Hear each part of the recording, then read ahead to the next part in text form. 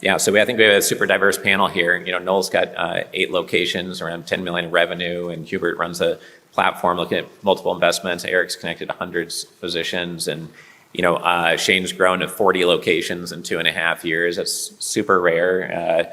Henry and I have like 100 plus friends in Forrest Bryant's like dental group, high speed, and I don't think any of them have scaled to 20 locations, and they're all very successful.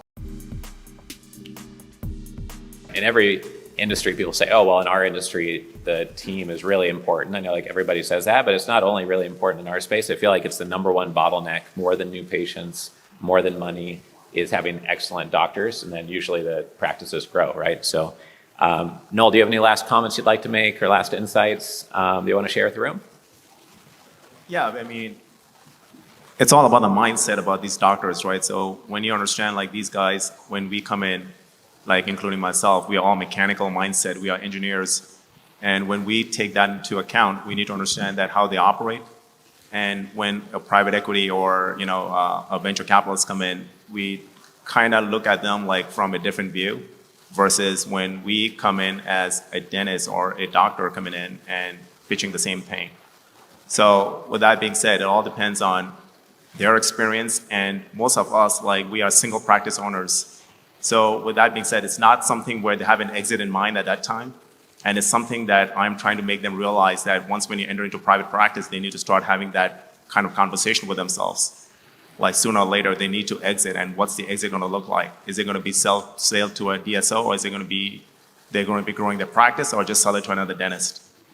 So kind of understanding the mindset, I think, makes the investors a little bit more, let's say, educated, like how to approach these guys and what to offer them.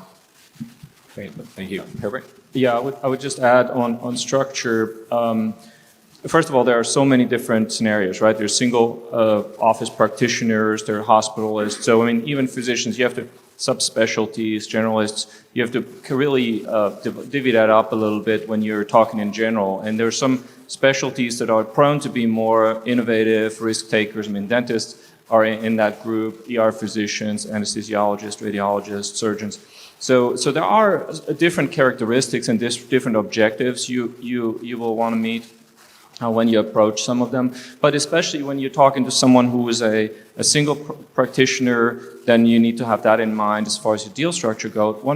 I think deal structure is very important, because when you come into a scenario where you might sell out to a hospital system or to a PE group, there are ways that you can help physicians structure or hold on to bits and pieces of it, and also sell bits and pieces of it. So generally, what physicians don't think about is that exit. So they're building and they want to practice, but there comes a point at which you need to unload that practice or that a bunch of practices.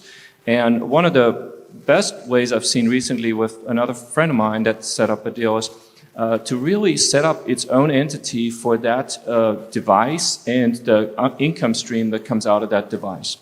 And there's a territory that gets sold off with the device and some exclusivity. So what that does is that investment is whatever, in let's call it $250,000, including the device and the territory and everything and support.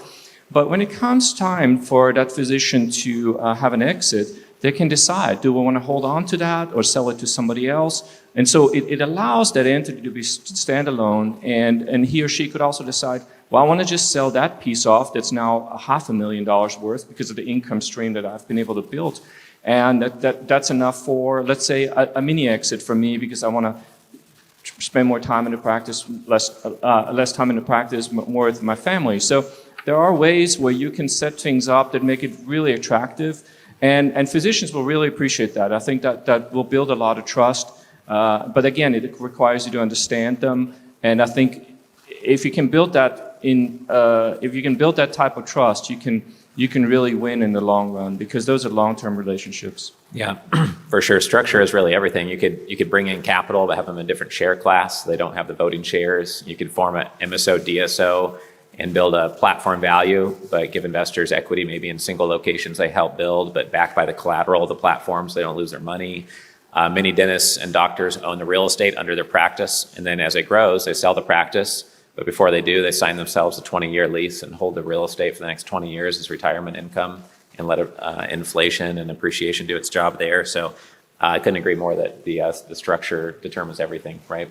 And so when you come in and are looking to grow a business, buy a business, add a technology piece, add a product into an existing clinic platform, it's going to be hard for that physician, that provider to change. And so the most important thing in my standpoint is getting that continued buy-in. It doesn't end when the deal is done, when it's signed on the paper, when you handshake them on the agreement.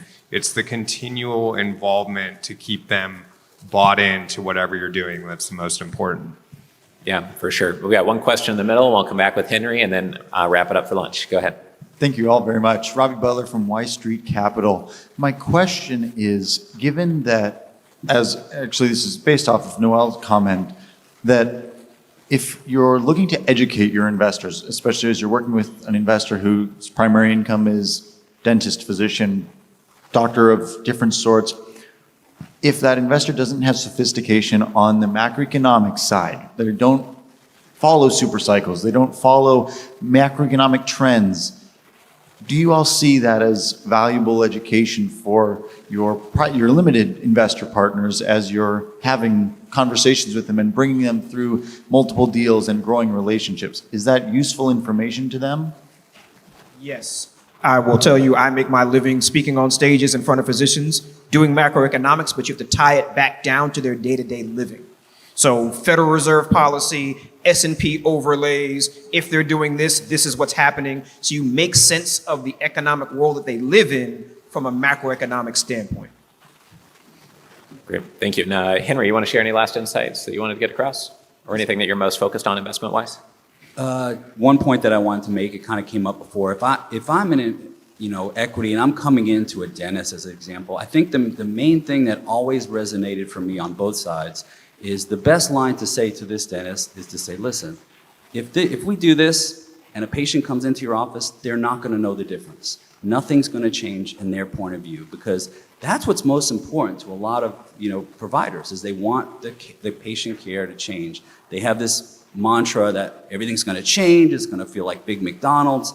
It doesn't have to be that way. And I think if you come across that from the investor point to the dentist point, I think that just hits home a lot. Great. And is there anything very specific that you're most excited to invest in 2024 or that you want to source here in the room? I'm just excited for all the opportunities out there. I think somebody said it before, I'm a continual learner. I'm growing my family office. I always invest in things that I can explain to my teenagers. So I like to keep it simple, and I love the real estate space and all the other things that are out there. Awesome.